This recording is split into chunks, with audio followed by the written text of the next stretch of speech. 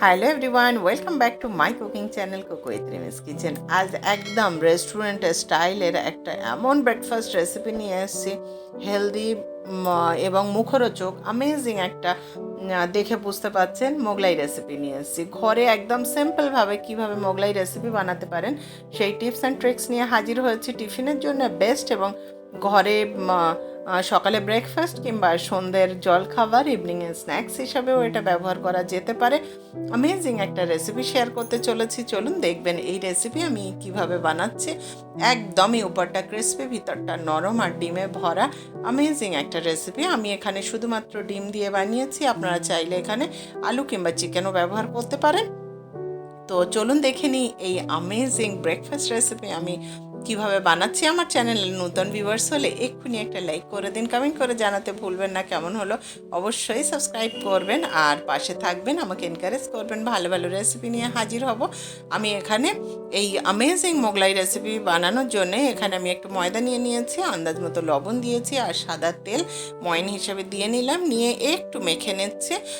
একেবারে ময়ন রেডি করব না, যাতে একদম খাস্তা হয়ে যায়। খাস্তা তো করবই না, নর্মাল পরোটা যেভাবে বানাই সেইভাবেই বানাবো।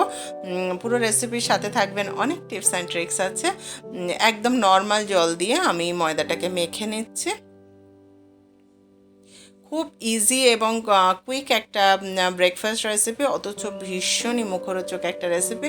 রোজ রোজ রুটি পরোটা খেতে খেতে হাঁপিয়ে গেছেন, এই ধরনের একটা রেসিপি একবার ট্রাই করুন। আর যে তেলটা দিলাম, এই তেলটা দেওয়ার একটা বিশেষ কারণ আছে। এখানে হাতে যে ভীষণভাবে ময়দা লেগে যায় সেটা ছেড়ে যায় এবং ময়দাটা ভীষণ নরম হয়। পরোটাগুলো ভিতর থেকে ভীষণ নরম থাকে, কখনো স্টিকি ভাব আসবেই না যদি এই টিপসটা ফলো করেন। একটু মেখে নিলাম, নিয়ে আমি ঢাকা দিয়ে 10 মিনিটের জন্য রেখে দিচ্ছি। আর অন্যদিকে আমি ডিমটাকে ততক্ষণ রেডি করে নেব। খুব ঝটপট টিফিনের জন্য তো একদমই বেস্ট রেসিপি। এটা কিন্তু ঠান্ডা হলেও খেতে ভীষণ ভালো লাগে। আমি ঢাকা দিয়ে রেখে দিলাম 10 মিনিটের জন্য। দুটো ডিম নিয়ে নিয়েছি, তার মধ্যে আমি হাফ পেঁয়াজ কুচিয়ে দিয়ে দিয়েছি, একটু লবণ দিলাম, একটু কাঁচা লঙ্কা দিলাম। আপনারা চাইলে এখানে ধনেপাতা, টমেটো, একটু গাজরও অ্যাড করতে পারেন, তাতে আরও হেলদি হয় জিনিসটা। তবে নর্মালি পেঁয়াজ লঙ্কা আর পেঁয়াজ কাঁচা লঙ্কা লবণ হলেই আর কি হয়ে যায় বিষয়টা। দেখুন কি সফট হয়ে গেছে। 10 মিনিট বাদে আমি ফিরে এসে আমি ছোট ছোট লেচির আকারে আমি কেটে নিচ্ছি। ঠিক এই সাইজেরই লেচি কেটে নিলাম, তাতে আমার ছোট্ট ছোট মোগলাইগুলো হবে। আর দারুণ শেপ হয়, দারুণ ফোলে, খেতে ভীষণ ভালো লাগে। খুব কুইক এবং ইজি হয়ে যায়, ঘরে থাকা ইনগ্রিডিয়েন্টস দিয়েই হয়ে যায়, বিশেষ কিছুর প্রয়োজন হয় না এবং এবি তোড়জোড়েরও কোনো প্রয়োজন নেই। যা আছে তাতেই আর কি কমপ্লিট হয়ে যায়, এমন একটা রেসিপি দেখাচ্ছি আমি। পরোটাটা কিন্তু পরোটা নয়, যে রুটিটা আমি এখন তৈরি করে নিচ্ছি সেটা কিন্তু খুব পাতলা বানাবো। এতে কি হয়, ভিতরে কাঁচা থাকার কোনো চান্স থাকে না আর খুব ক্রিস্পি হয়, খেতে ভীষণ ভালো হয়। ডিম আর পরোটার লেয়ারটা, ডিমের লেয়ারের থেকে পরোটার লেয়ারটা কম হয়ে যায়, সেই জন্য ঠিক এতটাই পাতলা বানাবেন। দেখুন একদমই পাতলা বানিয়ে নিয়েছে। ময়দাটা ভালোভাবে মেখে নেবেন, তাহলে দেখবেন যে কোনোভাবে রুটি পরোটা বানাতে খুব ইজি হয়। এটা চিপকাবে না, ছিঁড়ে যাবে না কিংবা স্টিকি হবে না। তো যত বড় ইচ্ছা আমরা বানিয়ে নিতে পারি। আর যে ডিমটা আমি রেডি করে রেখেছিলাম সেটা আমি এখানে দিয়ে দিলাম, দিয়ে চামচের সাহায্যে একটু হালকা হাতে পুরো ডিমটাকে আমি পুরো রুটিটার উপরে দিয়ে দিচ্ছি।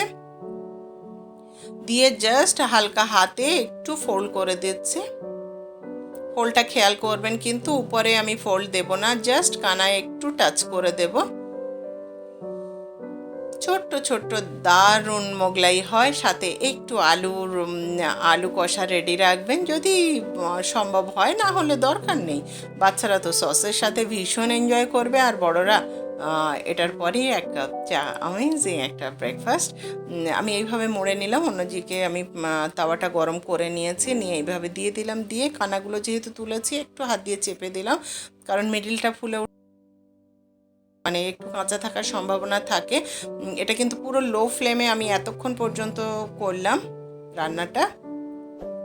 এবার আমি তেল দিয়ে ফ্লেমটাকে বাড়িয়ে দিলাম, কারণ আমার ভিতর পর্যন্ত অলরেডি কুক হয়ে গেছে। এবার আমি এইভাবে চেপে চেপে, বিশেষ করে কানাগুলো মিডিলটা ফাট করে ফুলে ওঠে, তখন কানাগুলোতে আর তেল পৌঁছায় না, মানে কুক হয়ে যায় বাট একটু কালারটা হয় না। তো এইভাবে একটু চেপে চেপে সাইডগুলোকে ভেজে নেবেন। কি দারুণ ফুলে উঠেছে দেখুন।